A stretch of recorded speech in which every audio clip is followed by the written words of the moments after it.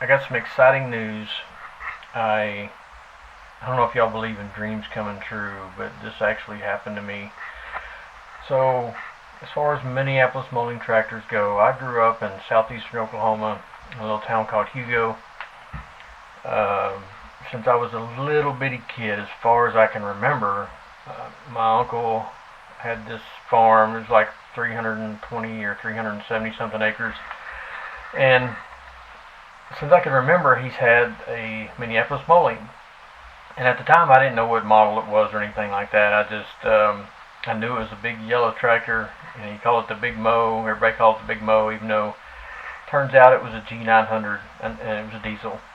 Um, but anyway, I've had some Minneapolis molding videos on my channel. They're in the playlist. It was an M602 gas that I bought a few years ago because I just needed a project. So I found that one in Nebraska, bought it. Ended up moving to an apartment, so I didn't have room for it, so I ended up getting rid of that thing. And it was a good tractor. I mean, I got it running. It wasn't running when I picked it up. I got it running. But I've just always had this burning desire to try to find this G900 diesel of my uncle's, because the last time I saw it, it was in his dad's shop, split in two. I was told that it needed a clutch replacement, is why it was in there split. So anyway, this was the last time I saw it. Man, it's probably, according to my uncle, now that I've talked to him, it's been 25 years or more. Could be even 30 years since that thing ran. Anyway, so I went and saw him in October, and he actually, like I said, I don't know if you believe in miracles or dreams coming true, but he gave me that tractor. I went up there and I was prepared to offer him money for it. Not having seen it in 25 plus years, didn't know what condition it was in, but I really wanted this thing. Like I even said that on my last video that I posted to my channel, that's the ultimate dream of mine would be to get a hold of that particular tractor. So he gave it to me, and man, it just like it made me tear up. I couldn't believe it. I remember riding on this tractor since I can remember, and I didn't know what it was at the time, but on one of the fenders there was this little slanted bar that came across that I used to sit under. I remember that thing, and it had a little piece that came up, and I was able to hold on to this side while the bar went across my legs, and that's where he had me sit when I was real little. Eventually, he just had me standing in front of him as he drove it with the seat kicked back, and in between the steering wheel and him is where I rode when I got older. But when I was a little bitty kid, that's where I used to ride on the fender. Well, it turns out that was an umbrella stand, and now that I've looked at it in person again, that little bar is the support for that umbrella bracket, and it is tiny. I mean, I must have been a really, really little kid. I mean, maybe 4 or 5 years old, maybe 6. But I was a skinny kid, obviously, but I just felt like I was a baby riding on that thing with him underneath that umbrella support bracket. But anyway, so after he gave it to me, like I said, I was so emotional. And when I got home that weekend, I wrote an email to Molding Dan because I needed to tell somebody who was a big into Minneapolis moldings, and he's one of the guys that I follow on YouTube now for several years. I've watched all his videos on all his tractors. He's got several G900s, and one was his grandpa's. So I just had to tell somebody. So I emailed Dan, and he actually talked about it on one of his videos, which is that, thank you, Dan. That means so much to me. I very much appreciate that. But anyway, so since I got this tractor, it's mine. It's hard for me even to say that because it was my uncle's for so long. I done some research on it, and one of the first things I did as soon as he gave it to me, I had this itch. I needed to go see it. It's over where he lives in Oklahoma. There's a Indian Nation turnpike that runs up between his property and his dad's property. We call him Papa. So over at Papa's place is where this tractor's been sitting for years and years and years, untouched, just sitting out there. And I just had to see it. So I was like, I need to go see it. So as soon as my uncle gave it to me, I had my girlfriend and my kids load them up in the truck, and I drove over there. and we drove out there, man. All this joy and excitement took over my body. I couldn't control it. And so we go out there. I start looking at it. It wasn't enough time. There was a rainstorm coming too, which is the thing that drives me crazy. There's this huge rainstorm coming, so we were pressed for time. But I had to get out there. I took some pictures of it. Took as many pictures of everything I could think of at the time. I did remember at the last minute after I got in the truck, I got back out and ran over there and took a picture of the ID tag. As I got in the truck, I was like, oh, I need that. I need to know what about this tractor. I need to know what year it is, all this stuff. So I managed to do that and stamped on there. It said G900, and which through the years of research and trying to find out more about these tractors, there's so many different G model tractors but just looking through the pictures online, in my heart I knew it was a G900, but to see that stamped on the serial tag, it just like solidified. It's like, yes, I did it. I knew that's what it was. So I got the serial number, got a picture of it, did some research. So it turns out it's a 1968 G900 diesel. And since then, I have actually reached out to the Floyd County Museum. I got a build sheet on it, and I have it in my room over there. Maybe I'll take some pictures of it and put it in this video later. But so it has the heavy-duty front end, has a heavy-duty 3-point hitch on it. These are all options that they chose when they had this tractor, where they bought it or when they built it.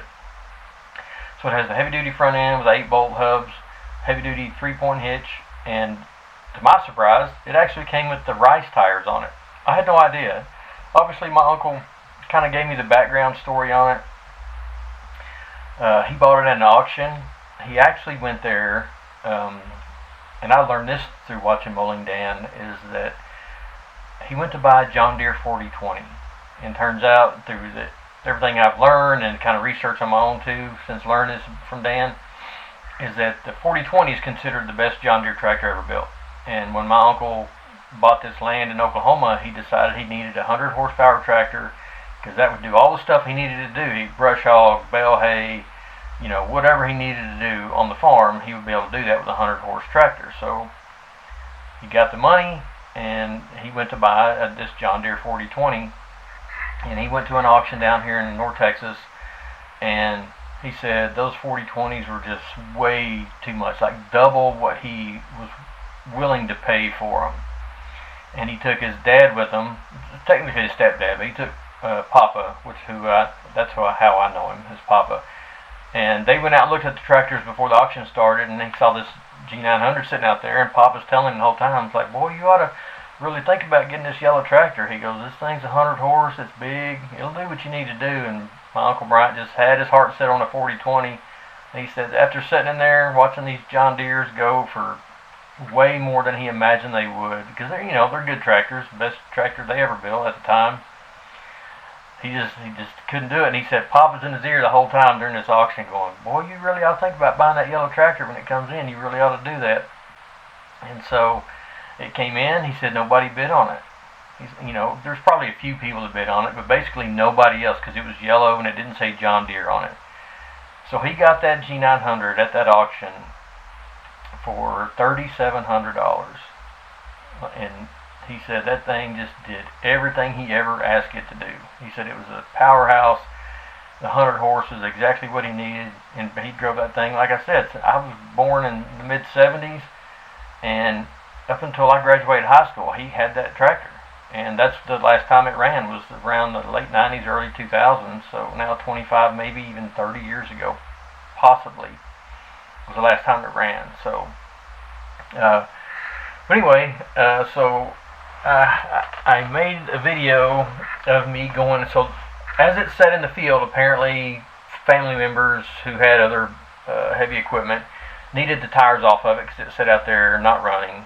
So they did take the rubber off the rims. It still has the rims on it on the rear. The front tires are buried in the sand. So this part of Oklahoma is very sandy, and that thing just sifted down into the sand after all these years. When they took the rear tires off, they did put some pallets and some wood underneath it so it didn't completely sink in the sand.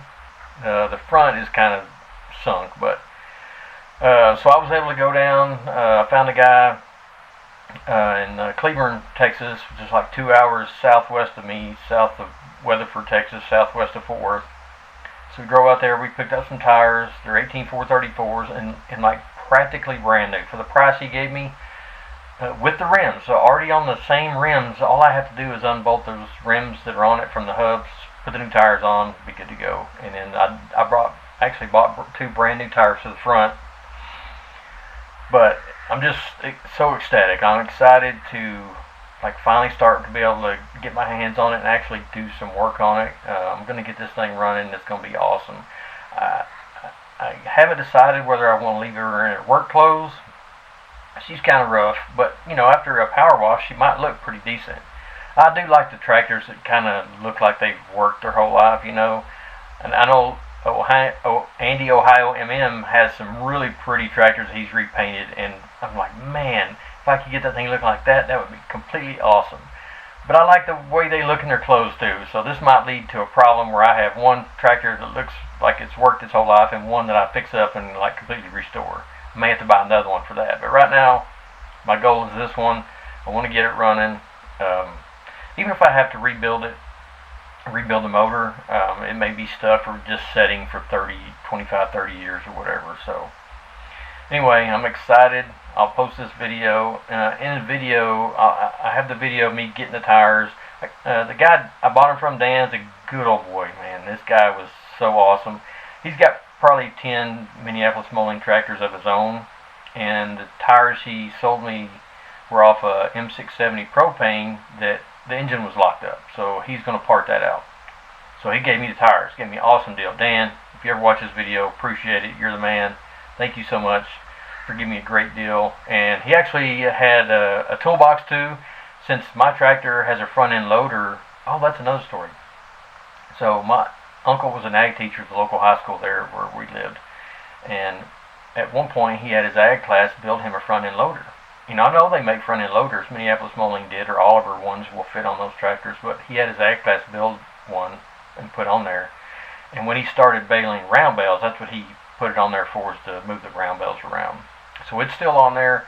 That's the only thing he wants off of it. So once I get the tires on it and get it moving, I'll take that front end loader off, and then I'll be able to just to have the tractor itself.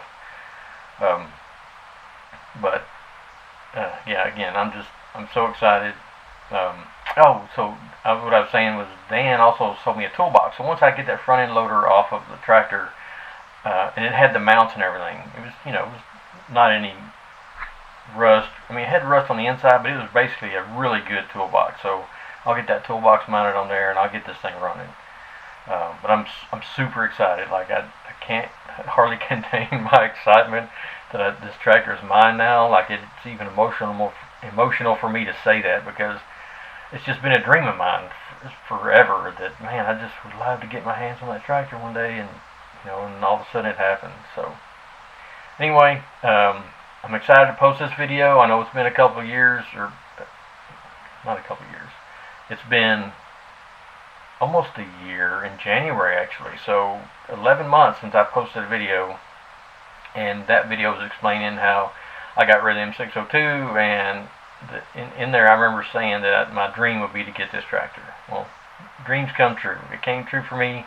Maybe if you have a dream about a tractor or some other car or truck that you rode around with your grandpa or your uncle or your dad when you were a little kid, maybe one day dreams will come true for you, because it sure did for me, and I'm super excited about it. Can't wait to get my hands on this thing. The tractor is in Oklahoma. It's a 2-hour drive for me to get up there, but that's no deterrent. I'm not in a place right now where I can bring it home, but if I have to drive up there one Saturday a month for the next 3 years and work on it, I'm going to do that. And I'm going to record it. It's going to be a slow process. I'll get it up and running, get it on 4 wheels is the first goal. And I have all the rubber to do that now. I've never changed a tire off of a rim before, so I'm getting all the tools and stuff necessary for that. So when I go up there, I can put those rear tires on, and then I can swap out the rubber on the front tires and get it up on 4 wheels. So anyway, I'm excited. Stay posted to my channel, because these videos are going to come now. It might be slow. It might not be every day, obviously, because I can't go up there every day. But if it's once a month until I can get it into a place where I can work on it readily easy, relatively easy compared to driving 2 hours one way, I'll do that. But either way, stay tuned, and I'll see you in the next one. Thanks.